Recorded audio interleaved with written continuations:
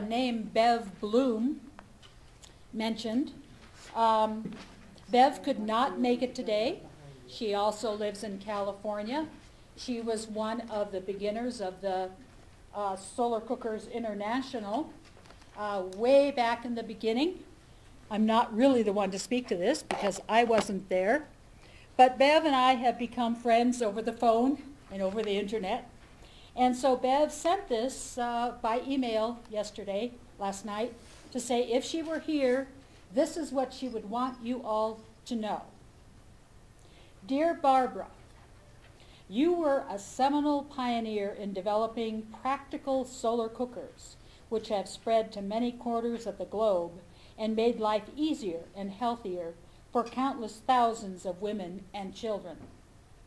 On top of all the other sustainable living tools you have used and improved upon. In 1986, I was one of the many who built a solar box cooker in a workshop by the Shamils, who learned how from Thais Thomas, who learned from Bob Metcalf, who was inspired by you to become a tireless advocate in California and eventually worldwide.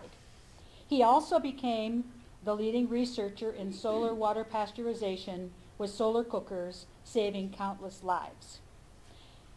After the workshop, Eleanor Schmiel mentioned she wished she were younger because solar cookers could help millions already suffering shortages of wood, the traditional cooking fuel for half of humanity.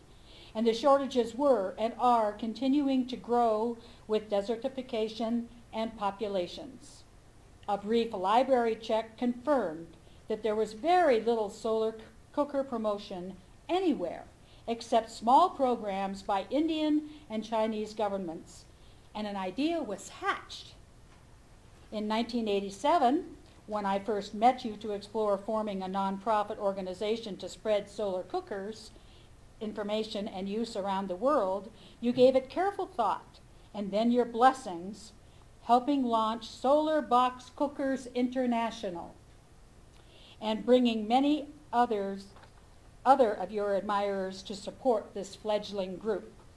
You also contributed a huge gift of property in honor of your dear colleague and Kerr-Cole partner, Sherry Cole, to nurture SBCI, Solar Box Cookers International, later broadened to the whole spectrum of solar cookers as Solar Cookers International. Through the years, you reviewed dozens of ideas for new and better solar cookers as one of SCI's volunteer technical advisors. It was you who adapted Frenchman Roger Bernard's idea for a boxless cooker and into the prototype of what is now the simplest and widest used practical solar cooker in the world, called the Cook-It. Substituting a plastic bag in place of a big glass bowl, within days you called to say, "Bev, this works! My pot of beans boiled over."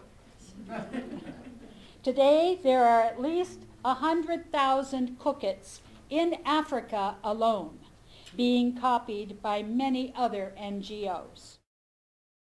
Yes, this is called the Cook-It, and this was invented by Barbara Kerr back in about 1980 or so. She was the inventor of the solar box cooker, and then a friend said, "Hey, I want to take something camping. How can I take a box?" And she said, "Okay, I will invent something that you can fold up and put in your backpack." Well, so that's how we use it here in the United States, but all over the world, women who ordinarily would have to find firewood are now able to cook with the sun with a lightweight and easy to make cooker such as this. Here we are at the Kerr-Cole Sustainable Living Center, and I'm showing you one of Barbara Kerr's flagship inventions. This is called the through-the-wall solar oven. It's attached to the house. You can't reach it from the outside. You can only reach it from the inside. It's a regular oven that you reach from the kitchen just like any other oven. And we cook in it every day. In here we have a pot. You'll see that it's red Usually we use black pots, but Barbara was able to find out through her research that using dark red such as this, or dark green, or dark blue, works just as well as black. The point is that we want to take the sun's rays and convert them into heat. The heat in this oven is kept inside because there's glass here, and it's completely insulated. It also is reflecting the heat onto the pot with the tin foil that it is lined with. Okay, here we are inside of the house here at the Kerr-Cole Sustainable Living Center, and I'm about to show you the through-the-wall solar oven. This is the way that we would see it right here from inside the kitchen, and we open up one door, and what we find here is a nice little alcove. That's the 18 inches that the roof is overhanging the house. Clearly we want to have the food not in the shade but in the sun, so it needs to get pushed beyond those 18 inches. But what's nice about this little alcove is that it's often warm enough to raise the dough of bread and also to make yogurt. So it's just warm enough and enough continuous heat throughout the day on a sunny day, and being closed up like this, that it will make our yogurt culture and also raise our bread. So now we're going to open up the next door. In here is where we have our pot cooking. The temperature, let's see here. By the way, this mitt comes from Guatemala, which is where Barbara brought solar cooking. So let's get in here and take a look and see what temperature we've got.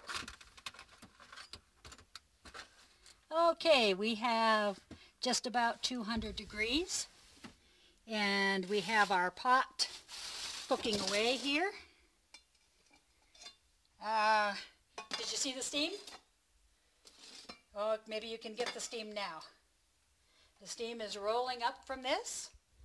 This is lentils and rice and chilies and garlic cooking away in here. Doing nicely. It'll be a great supper. And that is the oven. Solar pasteurizers and built-in through-the-wall solar cookers are just two more practical applications which continue to spread because they are practical and widely needed. I am forever grateful to you for first inspiring and then continually encouraging me in 24 years involvement in the Solar Cookers International, the most profoundly exciting, challenging, and gratifying work one could possibly wish for. At your celebration this weekend, you will be hearing from just a few of the many others you have similarly enriched and inspired. May the sun shine all day on this auspicious occasion.